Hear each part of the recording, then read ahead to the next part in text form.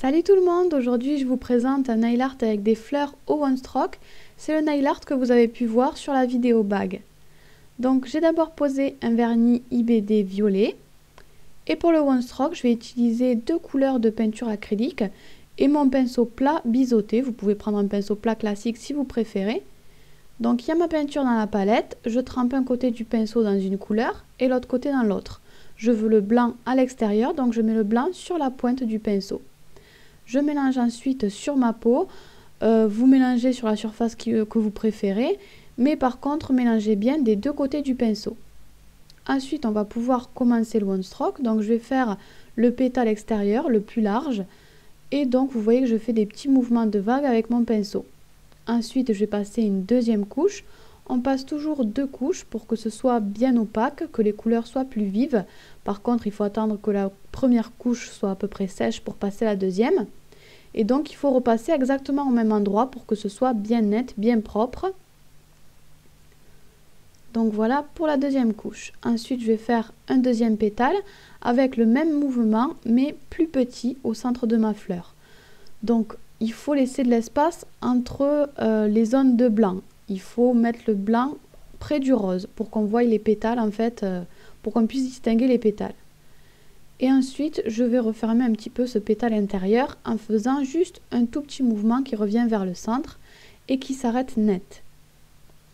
Ensuite, je vais fermer ma fleur. Donc, je vais faire des petits pétales qui se retournent des deux côtés de ma fleur en fait. Donc, je redémarre là où je m'étais arrêtée avec le pinceau à peu près droit. Puis, je le fais tourner un petit peu entre mes doigts. Je le fais vriller entre mes doigts pour faire le pétale qui se retourne. Et encore une fois, je passe deux couches, donc je fais exactement le même mouvement. Et pour finir, je fais un dernier pétale, donc parallèlement au pétale que je viens de faire juste avant, puis j'écrase un petit peu mon pinceau. Donc je me mets parallèlement à mon pétale et je tourne mon pinceau, je l'écrase un petit peu. Ensuite, pour les feuilles, je vais utiliser du vert et du marron et je vais procéder exactement de la même façon pour le mélange. Donc surtout ne bâclez pas le chargement du pinceau et le mélange des couleurs parce que si ces étapes sont mal faites, votre one stroke sera forcément moche. Donc cette étape, refaites-la aussi tout le temps, constamment. Dès que votre pinceau est déchargé, il faut le recharger et refaire le mélange. Moi je ne vous le montre pas à chaque fois, mais il faut le faire. Ensuite, donc on va faire la feuille. Pour la feuille, je relève un petit peu mon pinceau vers le haut, puis je redescends. Et quand je redescends, le pinceau est plus plat et plus écrasé. Donc j'écrase mon pinceau, je le relève vers la pointe de la feuille et vous voyez que je fais la technique par touche. Là je relève à chaque fois mon pinceau. Je trouve que cette technique est plus pratique quand on fait des tout petits motifs. Ensuite je vais utiliser un pinceau de détail cette fois-ci et ma peinture acrylique pour ajouter justement quelques détails.